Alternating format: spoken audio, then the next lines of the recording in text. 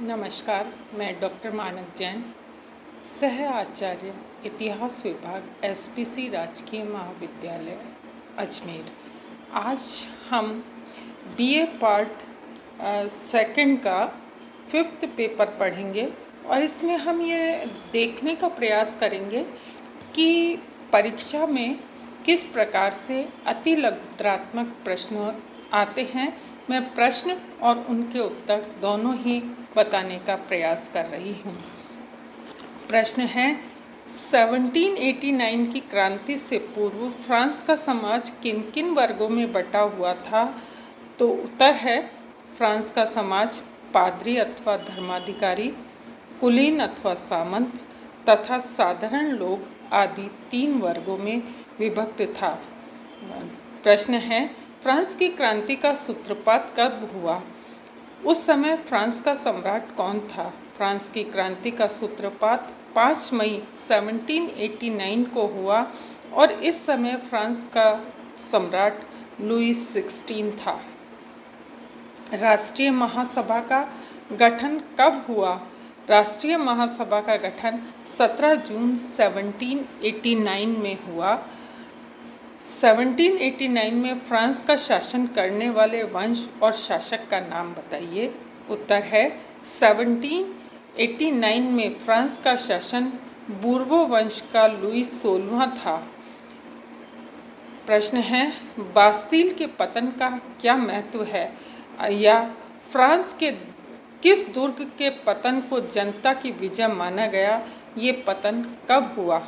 उत्तर है बास्तील के दुर्ग के पतन को जनता की विजय बताया गया तथा यह पतन 14 जुलाई 1789 को हुआ। इस समय इससे निरंकुश शासकों को बहुत आघात लगा। प्रश्न है फ्रांस में राष्ट्रीय सम्मेलन ने कब तक शासन किया। फ्रांस में राष्ट्रीय सम्मेलन ने 21 सितंबर 1792 से 20 अक्टूबर 1795 तक शासन किया। फ्रांस का सम्राट लुई 16वें को कब मृत्युदंड दिया गया। उत्तर है फ्रांस के सम्राट लुई 16वें को 21 जनवरी 1793 को मृत्युदंड दिया गया। प्रश्न है फ्रांस में आतंक के राज्य के 2 प्रमुख नेता कौन थे। फ्रांस में आतंक के राज्य के 2 प्रमुख नेता दांते और रॉबेस्पियर थे। प्रश्न है लुई 16वें की पत्नी रानी अंतोनेट को दी ऑस्ट्रियन के नाम से क्यों पुकारा जाता था। लुई 16वें की पत्नी रानी अंतोनेट को घृणा के कारण